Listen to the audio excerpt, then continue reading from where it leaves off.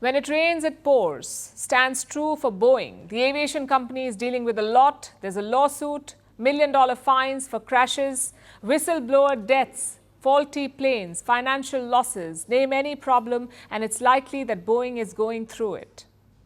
And amid all this, 30,000 of its workers are going on strike.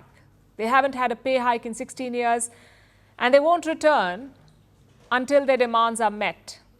Last time a strike like this happened was in 2008. Boeing lost almost $1.5 billion then. What will it look like this time? And is the company equipped to handle such a loss? Our next report tells you.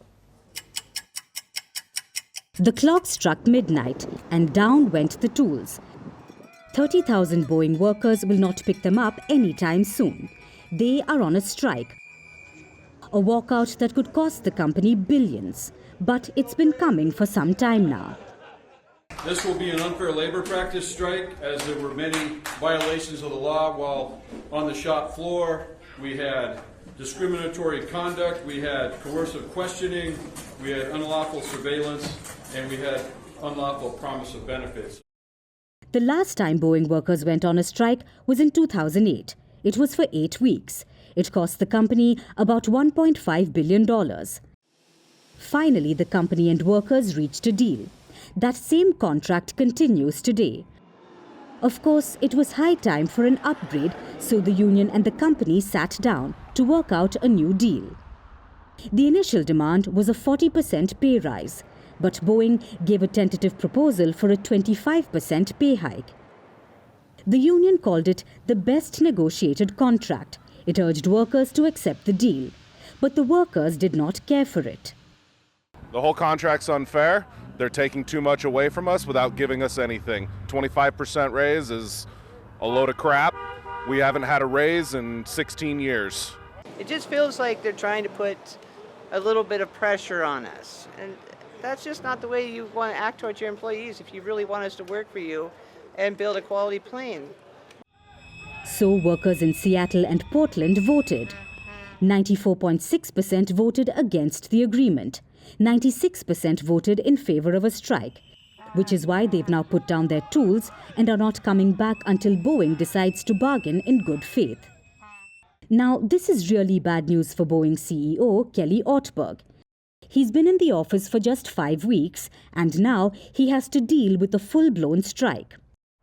What does this mean for Boeing? Well, the company was once the gold standard of aviation. But 2 crashes, multiple accidents, mysterious whistleblower deaths, and zero accountability later, the company's reputation is in the doldrums. Flying a Boeing was once a matter of pride. Now it's a dangerous game. This has also affected the company's finances. In July, Boeing had to plead guilty in a case involving 2 fatal crashes of its 737 MAX planes. It faces a criminal fine of nearly $244 million. There are other lawsuits too, after a door blew out mid-air in an Alaska Airlines flight. On top of all this, there's a product cap. It was set by the US Federal Aviation Administration. It says that Boeing cannot produce unlimited 737 MAX planes. A strike will just make things worse. Production of the company's best-selling planes will come to a screeching halt. Since 2019, Boeing hasn't recorded a profitable quarter, and by the looks of it, it isn't happening anytime soon. So what can the company do? Well, the logical solution right now is a quick settlement, and it does seem possible. Boeing looks prepared to return to the table. But will the workers be willing to do the same?